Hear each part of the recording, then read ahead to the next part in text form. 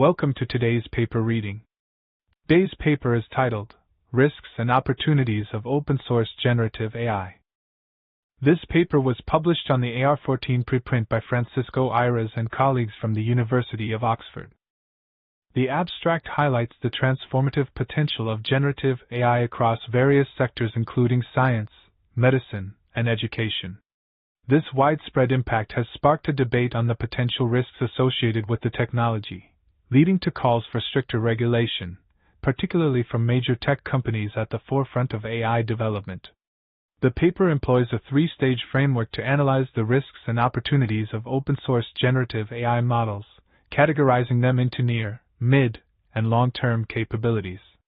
It concludes that the benefits of open-source generative AI generally outweigh the risks, advocating for the open sourcing of models and data, while also providing recommendations and best practices for risk management. Generative AI, defined as artificial intelligence capable of generating novel content based on input, is expected to significantly influence various fields such as science, economy, education, and the environment.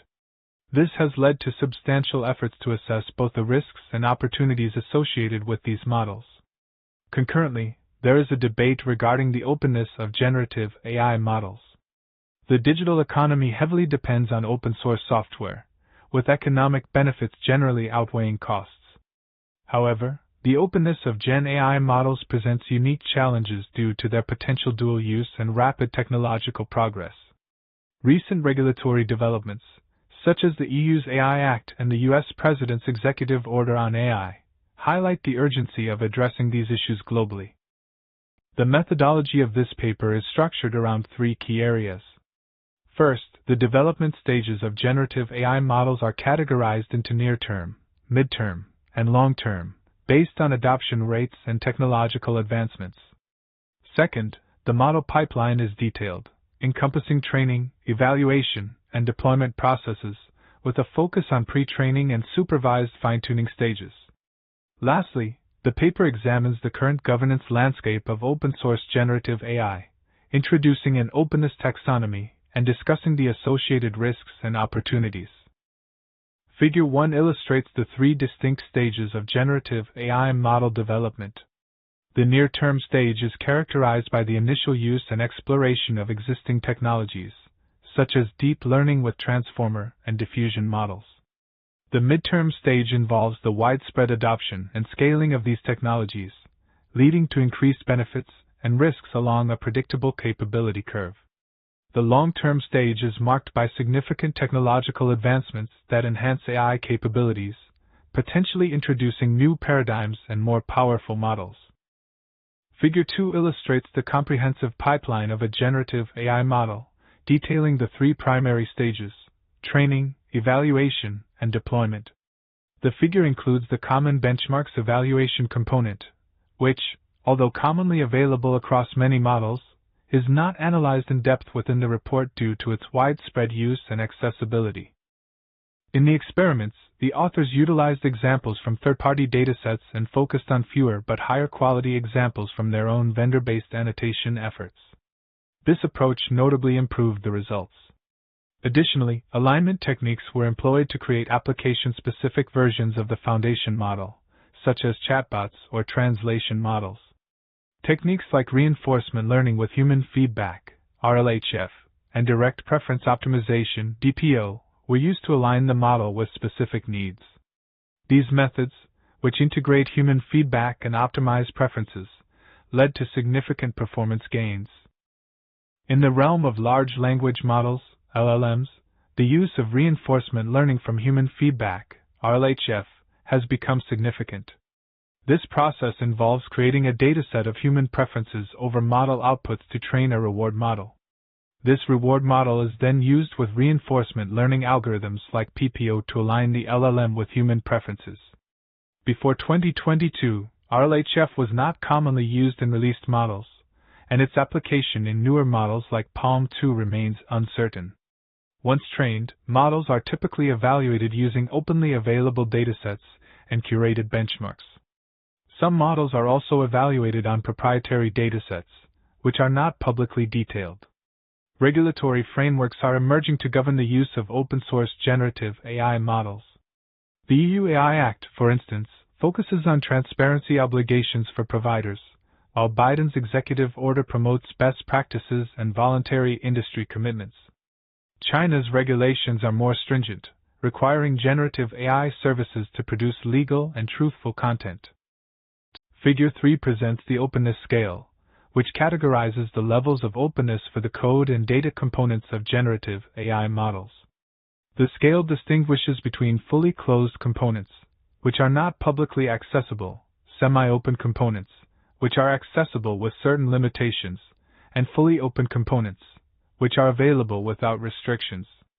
The semi-open category is further divided into 3 subcategories, detailing varying levels of openness.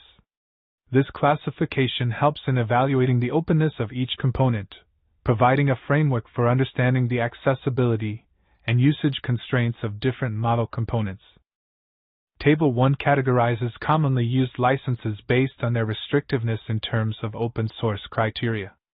It uses a point system where each license is scored from 0 to 5, with higher scores indicating less restrictive licenses. The table also delineates the openness levels for both code, C1, C5, and data, D1, D5, where C5/D5 represents unrestricted availability, and C1/D1 denotes complete unavailability. This taxonomy helps in understanding the openness of various licenses used in the pipelines of current models. Figure 4 presents a taxonomy analysis of the openness levels of 45 large language models, LLMs. Part A shows the distribution of openness levels across various pipeline components, using a color-coded legend to indicate different levels of openness.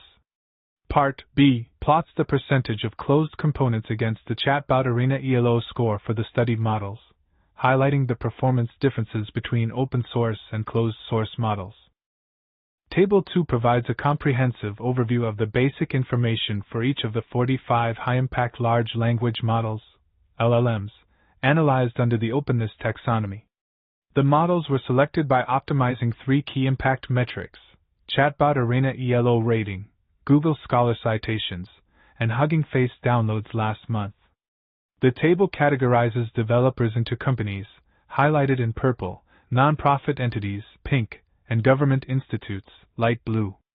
This detailed classification aids in understanding the diversity and impact of the models within the context of their openness.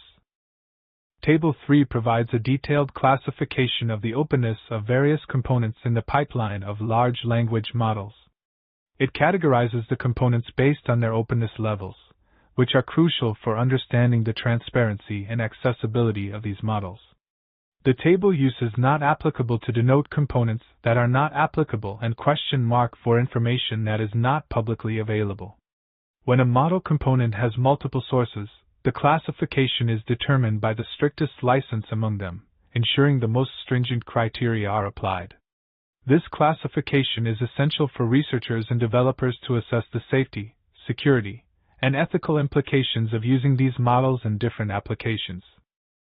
Figure 5 categorizes the specific near to midterm impacts of open-source generative AI models across 4 key areas: research, innovation and development, safety and security, equity, access and usability, and broader societal aspects. The impacts are marked as either positive, plus symbol, or negative, minus symbol. Positive impacts include the advancement of research, increased model usability and accessibility, and the empowerment of developers. Negative impacts encompass the potential for generating unsafe content and the inability to roll back or force updates on open models. This figure highlights the dual nature of open-source models, presenting both opportunities and challenges that need to be managed to fully realize their benefits. In this conclusion, we have examined the impacts of stand-alone open-source models compared to closed ones across several key areas. We have taken a holistic approach to contextualize the relative risks of open-source versus closed-source generative AI models, considering not only technological baselines but also broader societal governance and risk mitigation strategies. Our analysis focuses on 4 main areas of impact: research, innovation and development, safety and security, equity, access, and usability, and broader societal aspects. We have also highlighted the challenges in assessing the risks and benefits of these models, emphasizing the need for comprehensive pre-release audits and socio-technical evaluations. This approach aims to provide a more accurate understanding of the risks and benefits, facilitating more effective mitigation strategies. Table 4 provides a qualitative analysis of existing safeguards and the required attacker skills and resources to carry out threats associated with generative AI. It categorizes risks into informational and material, highlighting the effectiveness of current safeguards and the skill levels needed for potential attackers. This distinction helps in understanding the real-world implications of AI threats and the strategies to mitigate them. Table 5 categorizes non-existential risks from AGI into common risks for both open and closed-source models, and risks enhanced by closed-source AGI. Key points include cultural homogenization due to globalized hypercompetition and limited high-quality data, social manipulation risks to consumers and democracies from closed-source AI, and mass unemployment posing a high risk for college-educated knowledge workers. The table highlights the importance of open-source AGI in mitigating these risks through democratization and broad-based research. Thank you for watching.